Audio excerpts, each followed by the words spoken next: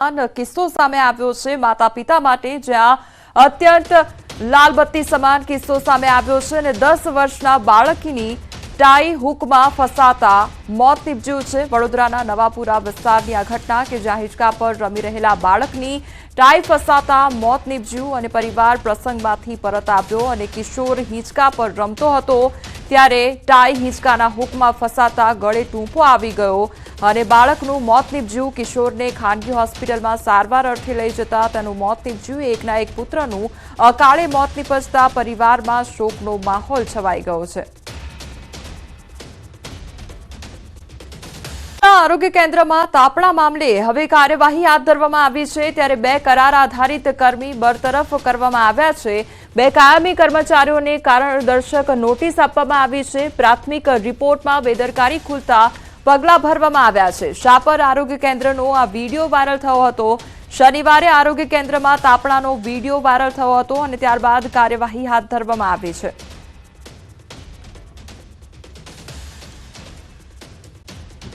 હવામાન વિભાગ દ્વારા આગાહી કરવામાં આવી છે ત્યારે આગામી સમયમાં 3 થી 4 દિવસ બાદ હવામાનમાં ફેરફાર જોવા મળી શકે છે। ઉત્તર પૂર્વના જે પવનોની ગુજરાતમાં અસર જોવા મળી રહી છે। प्रेस कॉन्फ्रेंस करवामा आवी रही है सीधा जयशु ते तरफ। न्यूनतम तापमान दर्ज किया गया। सबसे न्यूनतम तापमान नलिया में 6 डिग्री सेल्सियस दर्ज किया गया। साथ ही अहमदाबाद में 14.5 डिग्री सेल्सियस तथा गांधीनगर में 11.5 डिग्री सेल्सियस तापमान दर्ज किया गया है। आने वाले 5 दिनों तक 4 से 5 दिनों तक पूरे गुजरात में सभी जगहों पे तापमान में 2 से 3 डिग्री की बढ़त देखने को मिलेगी मोस्ट ऑफ द जगहों में। और इसका जो मुख्य कारण है वो स्टर्लीज का इफेक्ट जो है देखने को बनेगा, जिसकी वजह से जो है 2 से 3 डिग्री का जो है तापमान ये बढ़ रहा है और इसमें कंटिन्यूसली WD का भी जो है इफेक्ट एड ऑन रहेगा, जिसकी वजह से तापमान में बढ़ोतरी रहेगी। उसके बाद जो है तापमान में थोड़ी गिरावट देखने को मिलेगी 4 से 5 दिनों के बाद। साथ ही बात करें हम अहमदाबाद और गांधीनगर के लिए, अगले 24 घंटों के लिए 15 डिग्री अहमदाबाद के लिए और गांधीनगर 13 डिग्री सेल्सियस तापमान न्यूनतम तापमान रहने की संभावना है। विंड डायरेक्शन जो है अभी एज ऑफ नाउ जो है पूरे गुजरात में जो विंड डायरेक्शन है मोस्ट प्रोबेबली जो सौराष्ट्र एरिया है उसमें जो है नॉर्थ ईस्टर्ली जो विंड्स का इन्फ्लुएंस है और गुजरात रीजन में mostly north east to easterlies wind है और आगे आने वाले दिनों में ईस्टर्लीज और साउथ ईस्टर्लीज भी देखने को मिलेंगी, जिसकी वजह से तापमान में राइजिंग ट्रेंड रहेगा।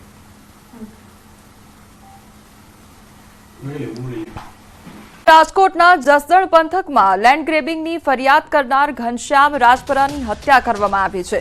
મૃતક ઘનશ્યામ રાજપરા કે જેમણે ગેરકાયદેસર બાંધકામ અંગે અરજીઓ કરી હતી, જેથી જસદણ પંથકના 7 જેટલા લોકોએ કુહાડી તેમજ ધોકા વડે ઘાતકી હુમલો કર્યો હતો, જેમાં ગંભીર રીતે ઇજાગ્રસ્ત થતા રાજકોટ સિવિલમાં ખસેડાયા હતા, જ્યાં તેમનું મોત નીપજ્યું છે। જો કે મૃતકના પરિવારજનોનું કહેવું છે કે જ્યાં સુધી આરોપીઓની ધરપકડ કરવામાં નહીં આવે ત્યાં સુધી તેઓ મૃતદેહનો સ્વીકાર કરશે નહીં। સાથે જ મૃતકના પરિવારજનો દ્વારા વિછિયાબંધનું એલાન પણ આપવામાં આવ્યું છે। એવું છે પલોટ બાબતથી અમારે રબરે 4-5 વર્ષથી ડખા હાલતા હતા। જિલ્લાની બગસરા પાલિકાએ વેરામાં વધારો કર્યો હતો અને જેને લઈને ચેમ્બર ઓફ કોમર્સે આજે બંધનું એલાન કર્યું છે। તમામ વેપારીઓએ વેપાર ધંધા બંધ રાખી પાલિકા સામે વિરોધ નોંધાવ્યો છે। બગસરા પાલિકાએ 700 રૂપિયાનો વેરો વધારતા શહેરીજનોમાં ભારે રોષ જોવા મળી રહ્યો છે, તો પાલિકાએ સફાઈ, સ્ટ્રીટ લાઇટ, ભૂગર્ભ ગટર તેમજ પાણી સહિતના વેરામાં વધારો કરતા લોકોમાં રોષ ભભૂકી ઉઠ્યો છે। વેપારીઓ રેલી કાઢી નાયબ કલેક્ટર, મામલતદાર અને ચીફ ઓફિસરને આવેદનપત્ર આપી રજૂઆત કરશે। અમારી સાથે હાલ સંવાદદાતા રાજન જોડાઈ ગયા છે। રાજન, આજે તમામ જે વેપારીઓ છે તેમના દ્વારા બંધ પાડવામાં આવ્યું છે, કયા પ્રકારનો માહોલ હાલ જોવા મળી રહ્યો છે?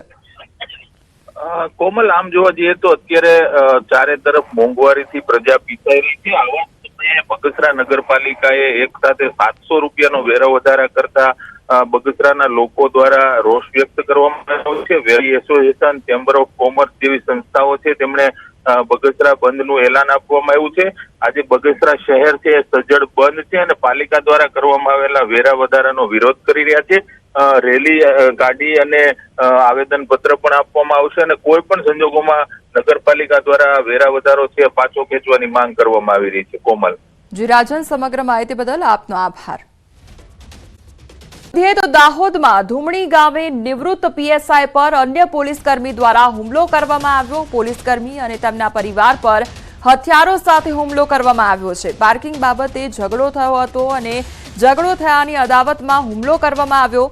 નિવૃત્ત પોલીસકર્મી પરિવાર સાથે ઘરે બેઠા હતા ત્યારે અચાનક જ પોલીસકર્મી નિલેશ માવીએ ટોળા સાથે હોવાનો નિવૃત્ત ઇજાગ્રસ્ત પોલીસકર્મીએ દાવો કર્યો હતો. તો ઇજાગ્રસ્તોને સારવાર માટે હોસ્પિટલ ખસેડવામાં આવ્યા છે. સમગ્ર મામલે લીમખેડા પોલીસે તપાસ હાથ ધરી છે. તો આરોપી નિલેશ માવી ગોધરા ખાતે પોલીસમાં ફરજ બજાવે છે. અને બીજા 6 થી 7 માણસો એને ઘેર આવેલા હતા. સવારથી આખો દિવસ અમારા આગળ ચક્કર માર કરતા હતા. હા, પછી એ સમયે એ લોકોએ ગરદાપટ્ટીનો માર મારવા માંડી ગયા મને. પહેલા મારા ભાઈને એરેસ્ટ કર્યો, ત્યારબાદ એને છોડાવવા હું આવ્યો, પછી એમની પત્ની આવી, પછી મારા નાના ભાઈની બહુ આવી, મારો નાનો ભાઈ આવ્યો, એને બધાને અમને એ લોકોએ ગરદાપટ્ટીનો માર માર્યો અને રોડ ઉપર ઘસીડ્યો મને.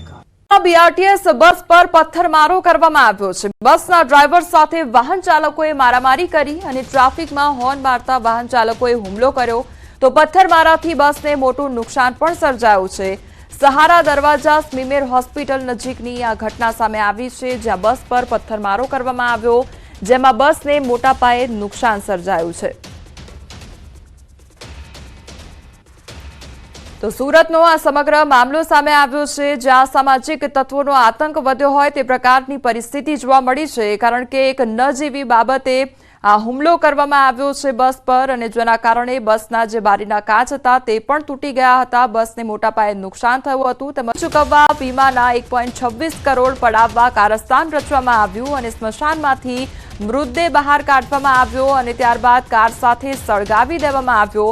3 સાગરીતોની અટકાયત કરવામાં આવી છે, જ્યારે મુખ્ય આરોપી ફરાર છે. વડગામના ધનપુરા નજીક સળગીને ભડથું થયેલી કારમાંથી ભડથું થયેલી હાલતમાં મળેલો માનવ કંકાલ જોવા મળ્યો અને મૃતદેહ હોવાનું ખુલ્યું. ત્યારે ઢેલાણા ગામના ભગવાનસિંહ નામના વ્યક્તિએ વીમાનો ક્લેમ પાસ કરાવવા આખું કારસ્તાન ઘડ્યું હોવાનું સામે આવ્યું છે. જે ડેડ બોડી જે છે તે એક રમેશભાઈ કરીને વ્યક્તિની છે કે જે વ્યક્તિ આજથી 4 મહિના અગાઉ ઓલરેડી મૃત્યુ પામેલા છે. દલપતસિંહ ઉર્ફે ભગવાનસિંહ પરમાર દ્વારા અને તેના 3 ઈસમો દ્વારા ખૂબ મોટા પ્રમાણમાં લોન લીધેલી હોય, એ લોન ભરપાઈ ના થતાં આ લોકો દ્વારા દલપતસિંહ ઉપર 1 કરોડનો અકસ્માત મૃત્યુ વીમો લેવામાં આવે છે, તથા સાથે સાથે LICની એક 26 લાખની પોલિસી લેવામાં આવે છે અને એક ગુનાહિત કાવતરું રચવામાં આવે છે કે જેમાં સ્મશાનમાંથી એક ડેડ બોડીને લઈ આવી કારમાં ગોઠવવામાં આવે છે અને ત્યારબાદ રાત્રે એ કારને સળગાવી દેવામાં આવે છે અને ત્યારબાદ એવું પ્રસ્થાપિત કરવાનો પ્રયત્ન કરવામાં આવે છે કે અકસ્માત પર તેમનું મૃત્યુ થયેલું છે. ખરેખર પોલીસે જે CCTV કેમેરા ચેક કરીએ છે તેમાં અન્ય ઈસમો એમને રાત્રિના સમય તથા વહેલી સવારે એમને બાઇક ઉપર છાપી વિસ્તારમાં મૂકવા જતા અને ત્યારબાદ એમને આગળ ક્યાંક લઈ જતા એવું સ્પષ્ટ દેખાઈ આવે છે. અન્ય 3 ઈસમોની પોલીસે ધરપકડ બી કરેલી છે અને તેમની ઉપર ગુનો બી નોંધેલો છે.